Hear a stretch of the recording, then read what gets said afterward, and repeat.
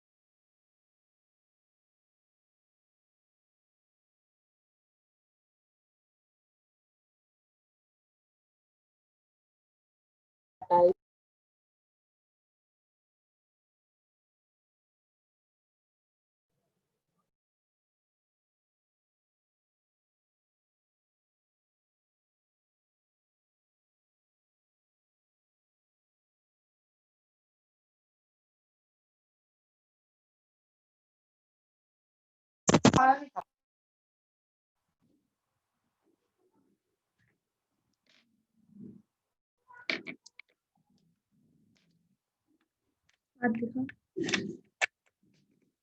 हाथ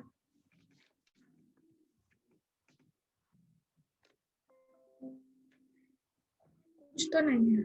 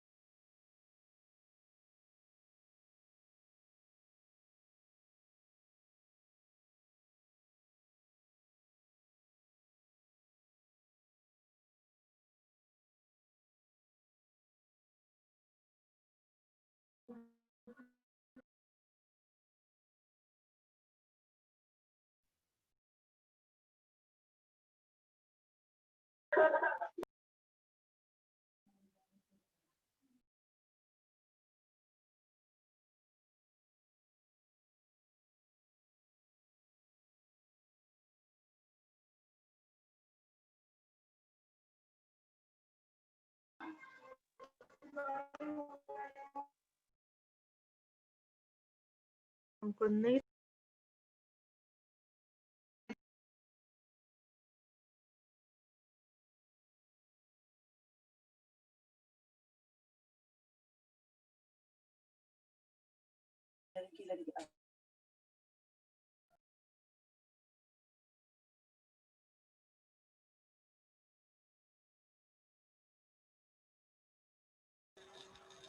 Good morning, everyone. Can everyone Good hear morning, me? ma'am. Good Yes. morning, ma'am. Good ma'am. Can you see this slide? Yes.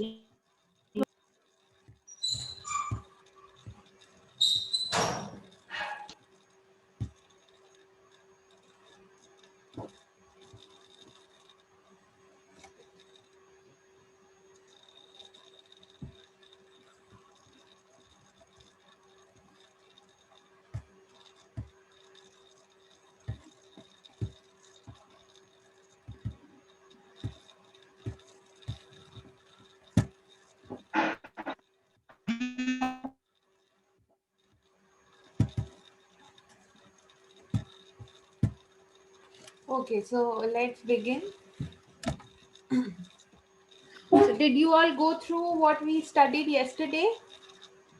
Did everyone read?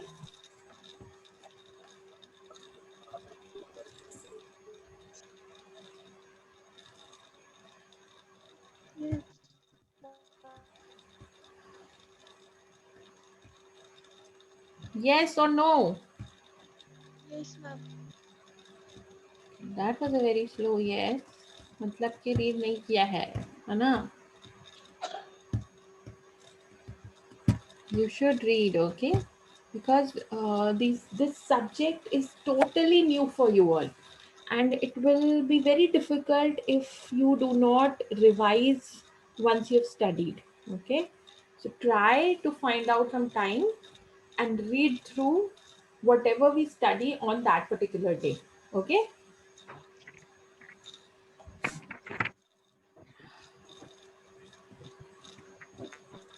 All right. So we just quickly revise what we studied yesterday, and then we'll move on. Okay.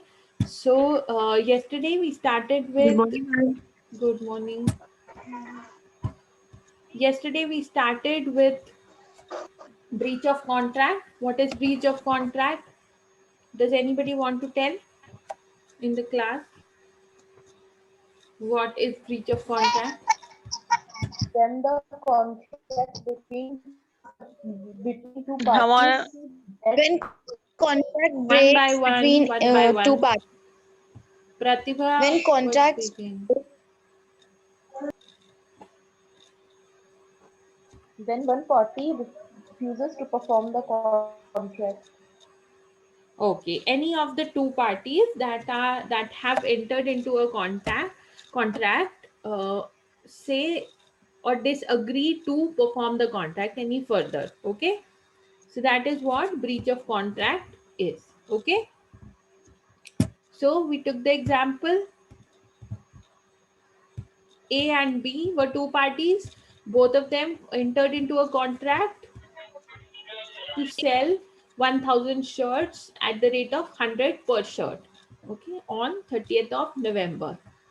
If any of these two parties refuses to perform their part of the duty, it will be known as breach of contract. Okay. Then we came to the first type of breach, which was anticipatory breach. Now, anticipatory breach occurs when the contract is breached before the performance date or due date of the contract. ठीक है, जिस दिन contract perform होना है उससे पहले अगर breach हो जाता है तो हम उसे एंटिसिपेटरी ब्रीच कहते हैं.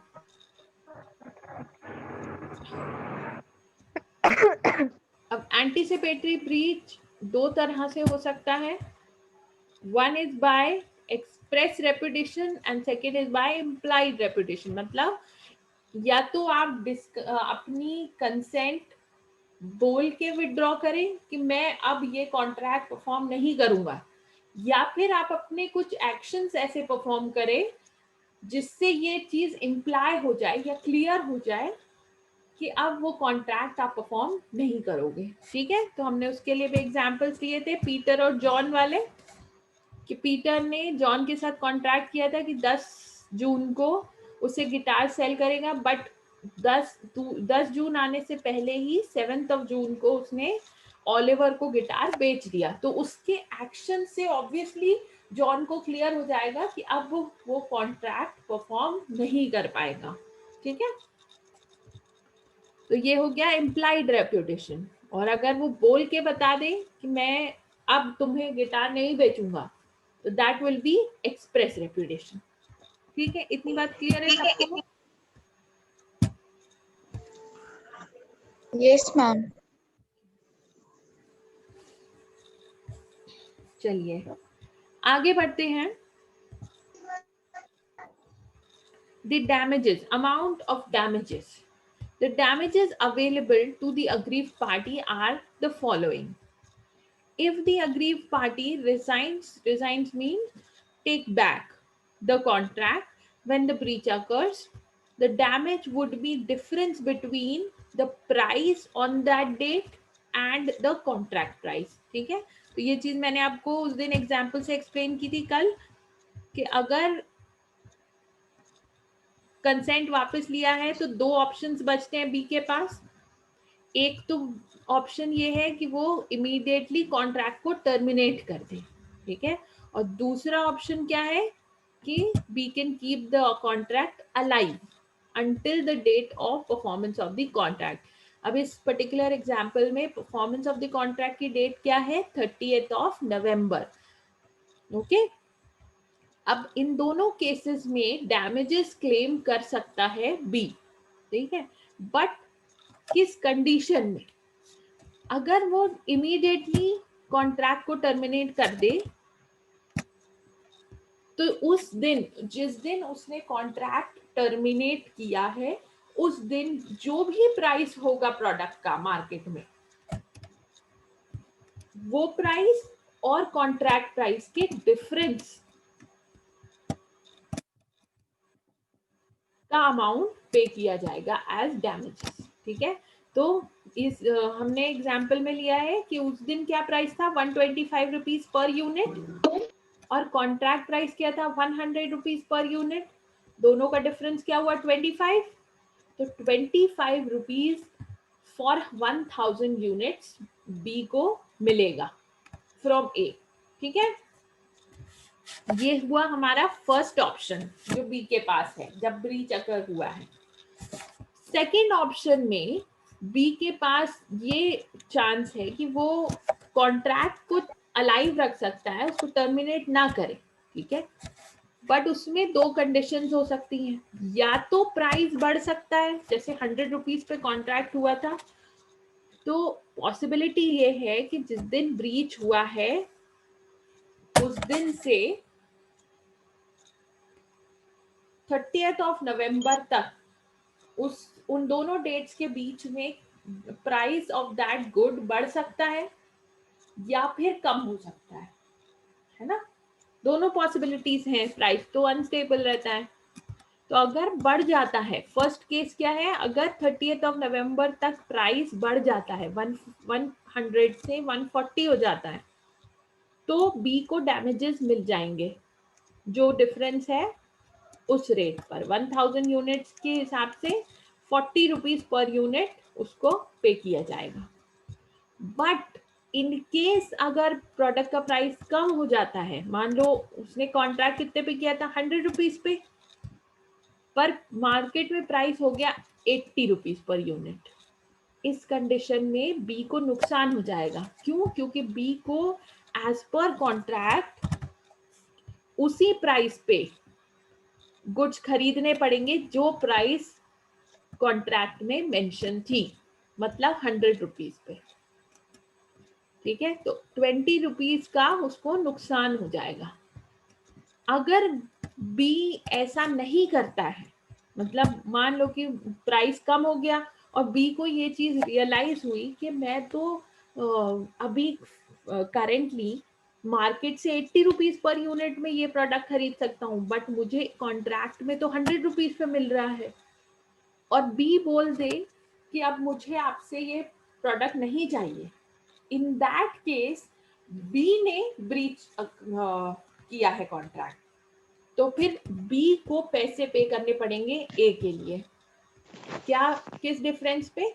जो भी रिडक्शन इन प्राइस हुआ है, जैसे यहाँ 80 रुपीज पर यूनिट हो गया है, तो 100 माइनस 80, 20 रुपीज पर यूनिट के हिसाब से 1000 यूनिट्स का उसे 20,000 रुपीज पे करना पड़ेगा। Has everybody understood these two cases? Yes, Yes, ma'am. Is there anyone जिसको समझ में नहीं आया है? तो आप Ma'am, मुझे please explain बताइए। case 2 बता दीजिए एक बार। सिर्फ ये केस 2 या सेकंड ऑप्शन? सेकंड वाला भी। ओके, देखो हम अलग से लिख के समझते हैं ना, ताकि इसमें कंफ्यूजन ना हो, ठीक है ना। हमने एग्जांपल लिया था कि ए और बी के बीच में कॉन्ट्रैक्ट हुआ है, Yes, 1000 शर्ट्स खरीदनी है और 100 रुपीज पर यूनिट पर खरीदी जाएंगी। डेट ऑफ परफॉर्मेंस क्या है? 30th of November. ठीक, इतनी बात क्लियर है? Yes, ma'am. अब हम आगे बढ़ते हैं कि 10th ऑफ नवंबर को on 10th of October, on 10th of October A refuses to supply the goods। ठीक है, A ने गुड सप्लाई करने से मना कर दिया, मतलब A ने कॉन्ट्रैक्ट को ब्रीच कर दिया 10th ऑफ अक्टूबर को। ठीक है, तो ये एंटिसिपेटरी ब्रीच हुआ। क्यों? क्योंकि परफॉर्मेंस ऑफ द कॉन्ट्रैक्ट किस दिन था? 10th of October। नहीं, परफॉर्मेंस ऑफ द कॉन्ट्रैक्ट था, हाँ very good, 30th 30th November। Of November को। ठीक है, Yes, ma'am। अब यहाँ पे ब्रीच तो अगर हो गया, अब जो अग्रीव्ड पार्टी है, मतलब बी के पास क्या ऑप्शंस है?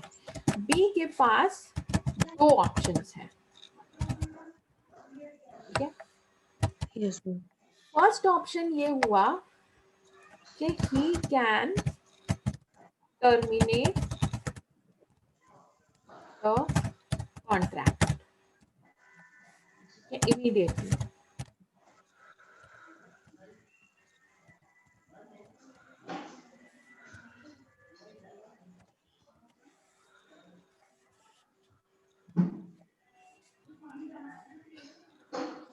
ठीक है, तो बी ने पहली बात तो ये कर सकता है कि उस जो भी कॉन्ट्रैक्ट था, जैसे ही उसे पता चले कि ए ने उसके कॉन्ट्रैक्ट को मना कर दिया, ब्रीच कर दिया है, हाँ मना कर दिया है, तो वो उसको टर्मिनेट कर दे। ऑल ऑफ ए सडन मना कर दे कि ठीक है आपने कॉन्ट्रैक्ट ब्रीच किया, मुझे भी कॉन्ट्रैक्ट चालू नहीं रखना, खत्म करो, मुझे बस नुकसान का पैसा पे कर दो। ठीक है, तो ही कैन, इस कंडीशन में क्या होगा?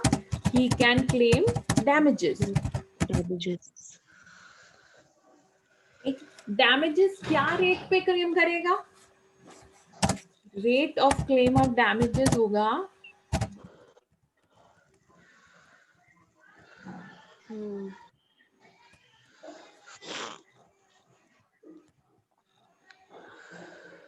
जो रेट करंट है, मतलब 100 रुपीज पर यूनिट।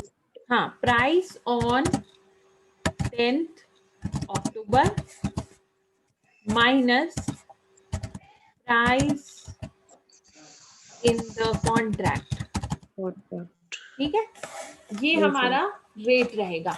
जो प्राइस आज है, जिस दिन मैंने मना किया है, ब्रीच किया है कॉन्ट्रैक्ट, और जो प्राइस कॉन्ट्रैक्ट में मेंशन था, तो क्या प्राइस था हमारे कॉन्ट्रैक्ट में मेंशन?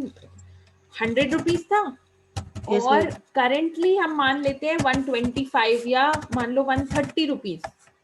Yes, ma'am। ठीक है, यूजुअली हमने ज्यादा इसलिए लिया है क्योंकि यूजुअली अगर प्राइस बढ़ जाता है मार्केट में तो ही ब्रीच किया जाता है। जैसे मान लो कि मैं आपके साथ कॉन्ट्रैक्ट करती हूँ कि मैं आपको 100 यूनिट गुड्स सप्लाई करूंगी 100 रुपए पर यूनिट पे, ठीक है।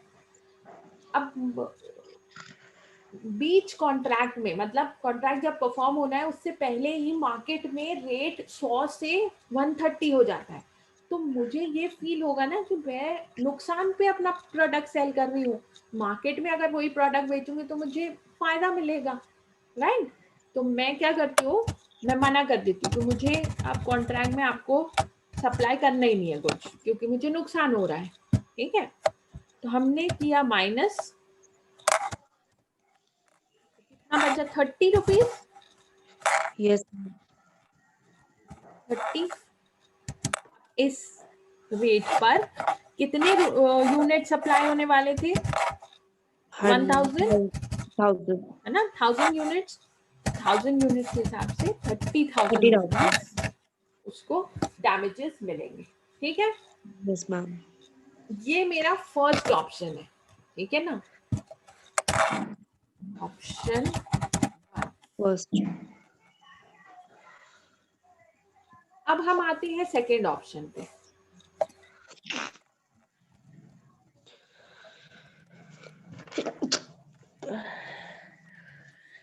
ऑप्शन 2 ये है कि B can keep the contract alive. Yes ma'am. B contract को चालू रखे, टर्मिनेट ना करे, ठीक है। अगर बी कॉन्ट्रैक्ट को चालू रखता है ब्रीच होने के बाद भी, उस केस ऐसे सिचुएशन में उसके पास दो कंडीशंस अराइज होंगी। अब वो दो कंडीशन क्या है वो हम देखते हैं, ठीक है। Yes ma'am. केस 1 है कि प्राइस इंक्रीजेस।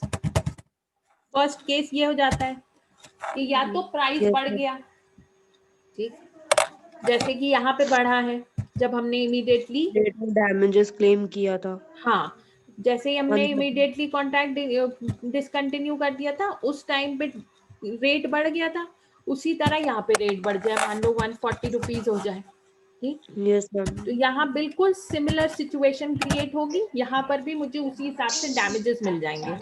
जो करंट रेट है, 30,000। हाँ जो करंट रेट है मान लो 140 हो गया है, तो हम दोनों को माइनस करेंगे, 140 माइनस 100 तो 30 रुपीज इंटू 1000 रुपीज, तो वो क्लेम पुराना वाला क्लेम मिल जाएगा। हाँ बिल्कुल वैसे ही हमें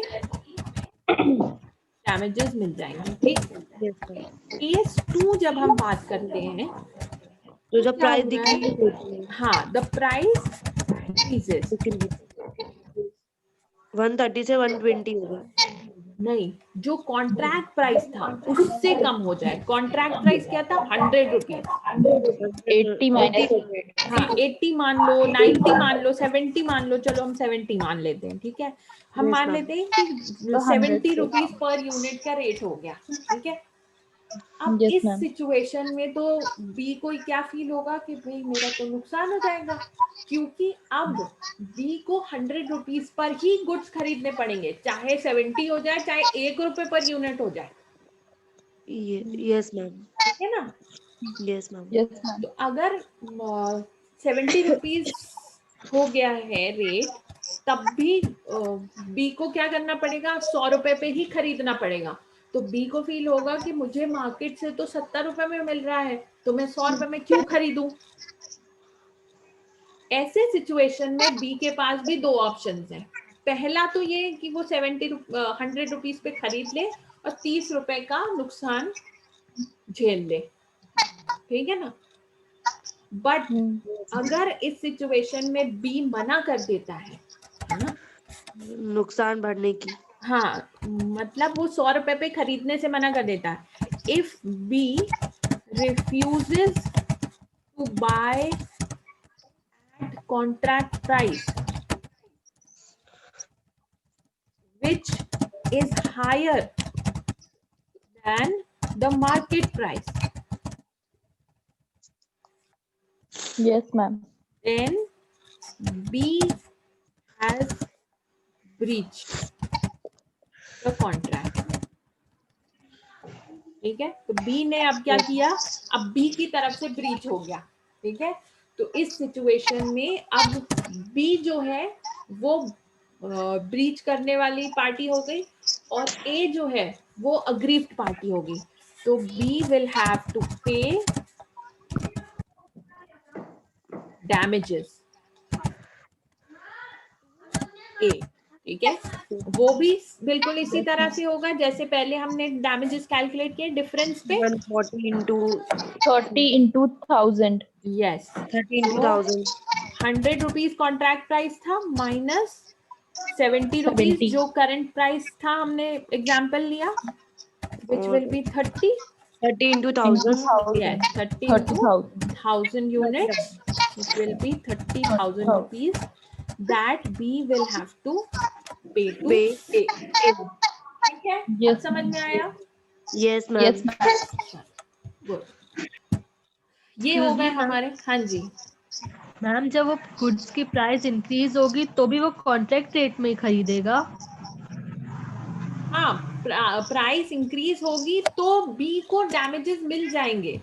ये वाले सिचुएशन में अगर कॉन्ट्रैक्ट प्राइस 100 थी और उससे बढ़ जाती है तो बी को डैमेजेस मिलेंगे, और अगर कम हो जाती है और वो खरीदने से मना कर देता है तो उसको पे करने पड़ते हैं ए को. हाँ पे करने पड़ेंगे. ठीक है ना. Yes, ma'am. चल, ये भी सिमिलर एग्जाम्पल है अमाउंट ऑफ डैमेजेस कैलकुलेट करने का. ठीक है, तो मैं चाहती हूँ कि आप लोग इसको खुद से रीड करना ताकि आपको खुद समझ में आए. अगर ये नहीं समझ आता है तो फिर मैं कल की क्लास में तो ऑब्वियसली एक्सप्लेन कर ही दूंगी. ठीक है ना, but try to read it and understand it yourself, तभी आपको समझ में आएगा. आगे हम बढ़ते हैं एक्चुअल ब्रीच पे. ठीक है, एक्चुअल ब्रीच क्या होता है. अभी तक हमने एंटिसिपेटरी ब्रीच पढ़ा. ठीक है, अब हम आते हैं सेकेंड टाइप ऑफ ब्रीच पे जो कि है एक्चुअल ब्रीच. ओके, जब एक्चुअल ब्रीच अगर होता है तो हमने स्टार्टिंग में ही मैंने बताया था आप लोगों को कि एंटिसिपेटरी और एक्चुअल ब्रीच में एक ही पॉइंट ऑफ डिफरेंस होता है, वो है time of performance of breach.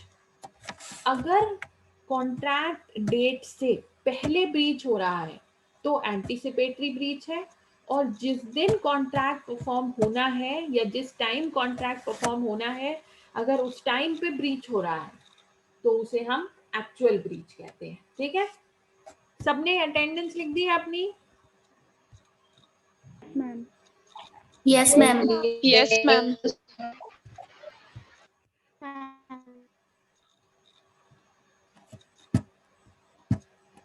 चलिए एक्चुअल ब्रीच पढ़ते हैं. While an anticipatory breach is before the time of performance, an actual breach is of contract is on the scheduled time of performance. ठीक है, तो actual breach कब होता है? On the scheduled time of performance. An actual breach of contract can be committed either. अब ये भी दो तरह से कमिट हो सकता है. ठीक है, जैसे हमने वहां पे एक्सप्रेस और इम्प्लाइड देखा था, वैसे ही यहाँ पे at the time when the performance of the contract is due, और सेकेंड है during the performance of the contract. ठीक है, तो दो तरह से हो सकता है. एक, जिस दिन कॉन्ट्रैक्ट ड्यू है उस दिन ब्रीच कर दिया जाए, या परफॉर्मेंस के दौरान, मतलब आधा कॉन्ट्रैक्ट हमने परफॉर्म कर दिया है और उसके बाद हम बाकी का आधा ब्रीच कर दें, बोल दें नहीं अब हमसे नहीं हो पाएगा. ठीक है, तो अब इसको भी हम कैसे समझेंगे, एग्जाम्पल से.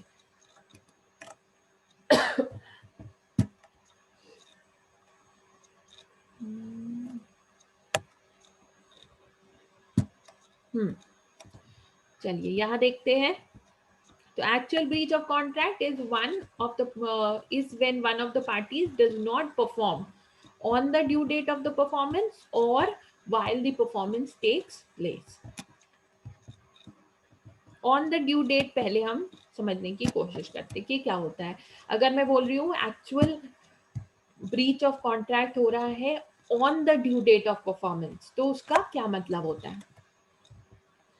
If one of the parties fails to perform or refuses to perform his role in the contract on the date when it has to be performed, it is called actual breach of contract.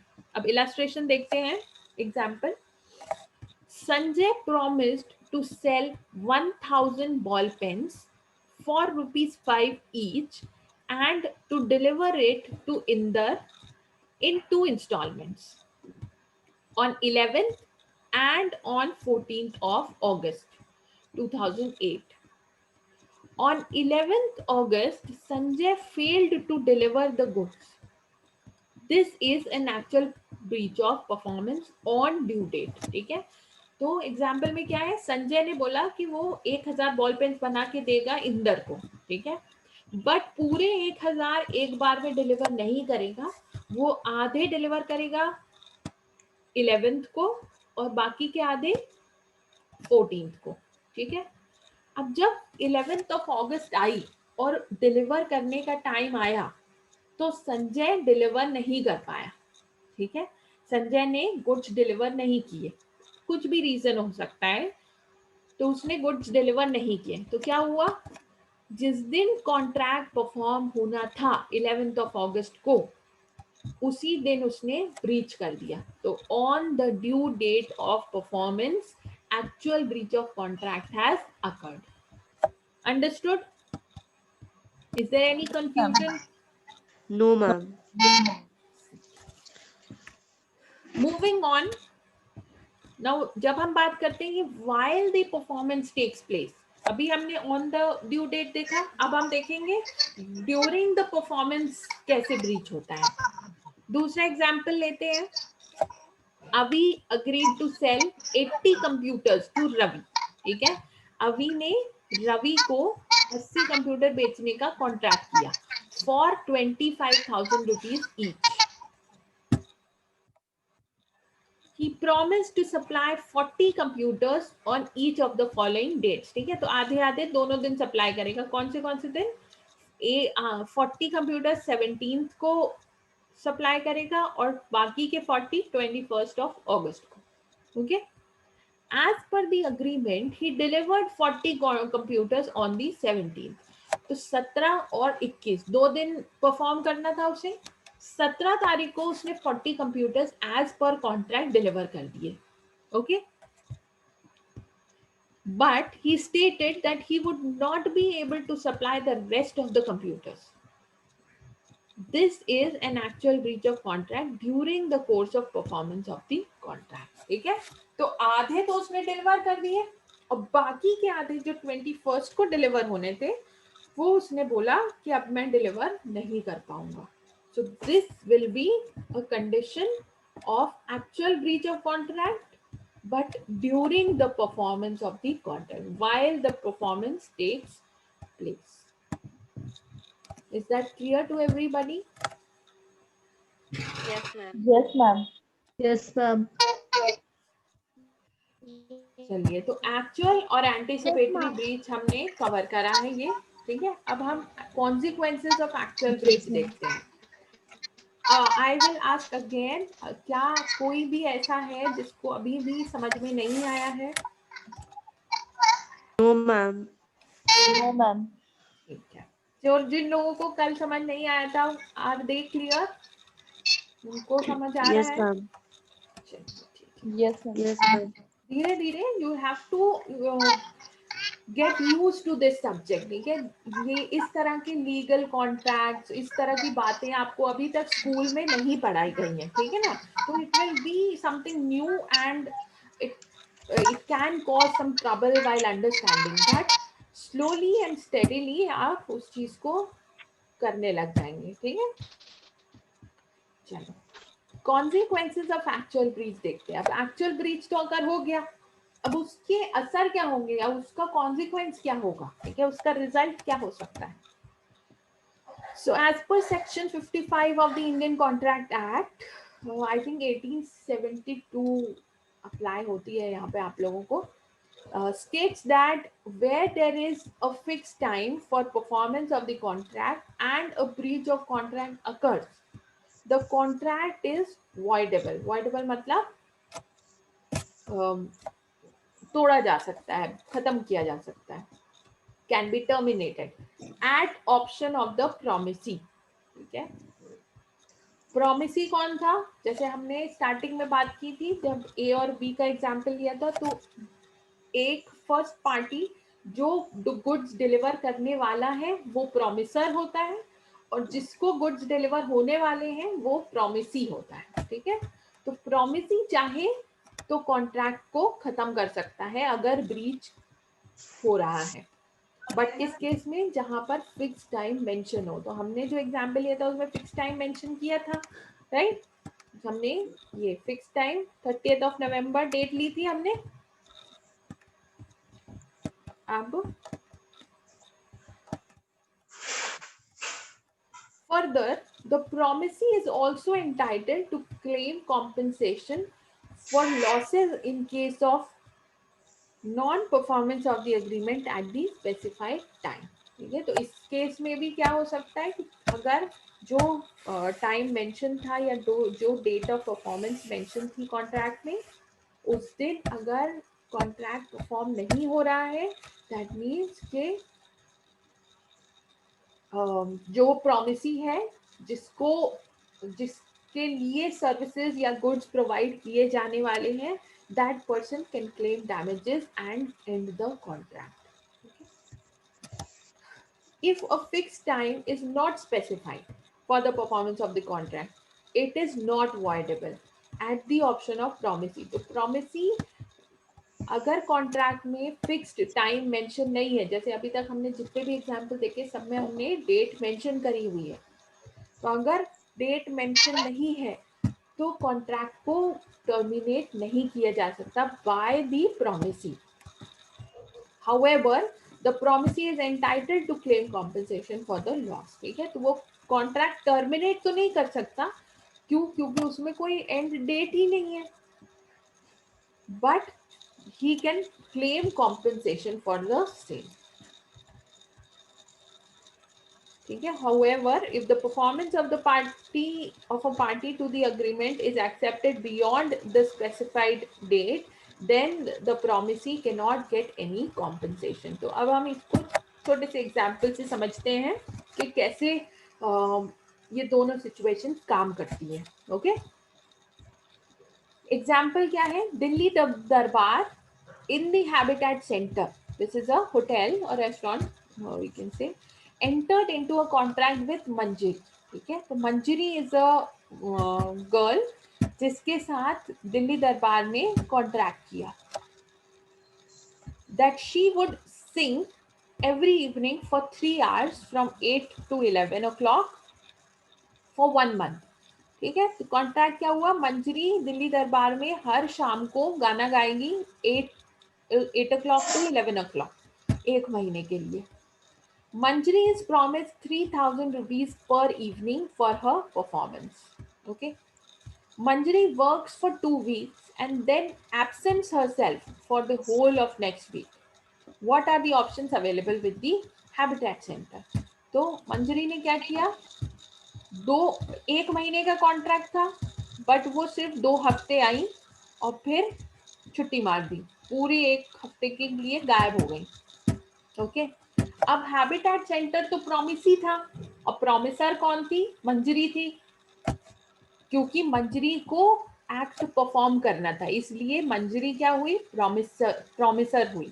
Okay, अब habitat centre के पास 2 option हैं. First option है the restaurant has the right to resign और take back the contract and claim compensation for the loss due to Manjari's absence from the performance because the restaurant lost its business. ठीक है, तो सब लोग गाना सुनने आते थे, 2 हफ्ते तक सबने गाना सुना, and then when Manjari stopped singing or coming to the restaurant, तो जो कस्टमर्स गाना सुनने के लिए आते थे या म्यूजिक एंजॉय करने के लिए आते थे, उन्होंने क्या किया? आना बंद कर दिया. ओके,